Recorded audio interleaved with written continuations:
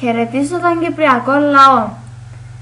Σε αυτήν τη φάση που βρίσκομαι, δηλαδή λίγο πριν τελειώσει η προεδρική μου θητεία, έχω συσκεφτεί με τον εαυτό μου έτσι ώστε να κατανοήσω ποια είναι τα αίτια της κατάντιας της αγαπημένης μου πατρίδας, και έχω πάρει κάποιες τελευταίες αποφάσεις.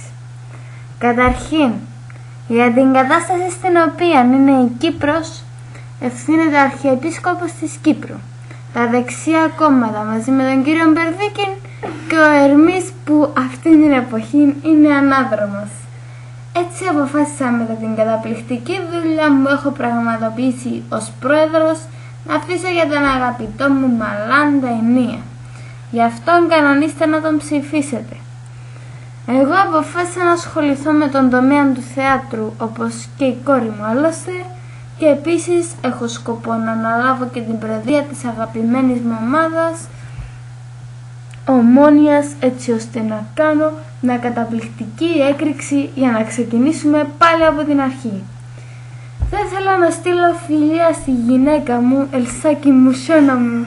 Θέλω να έρθεις πίσω, love you, με αγάπη από Λουκασού.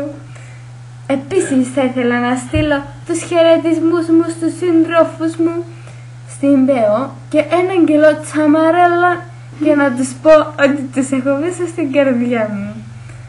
Όσο για το συμβάν έγινε με τον κύριο Αναστασιάδη, μακάρι την επόμενη φορά να τον ευρώ στο γόνατο και να πάει στην κλινική, όχι στο γενικό, θα του πληρώνουμε και τα τραύματά του ζωρά. Αυτά είχα να πω, αγαπητέ Κυπριακέ μου λαέ. Τώρα θα σας αποχαιρετήσω. Πρέπει να πάω να φτιάξω χειροβομβίδες. Σήμερα ξέχασα να εδώ πίσω για να μου τις τοποθετήσω το πρωί.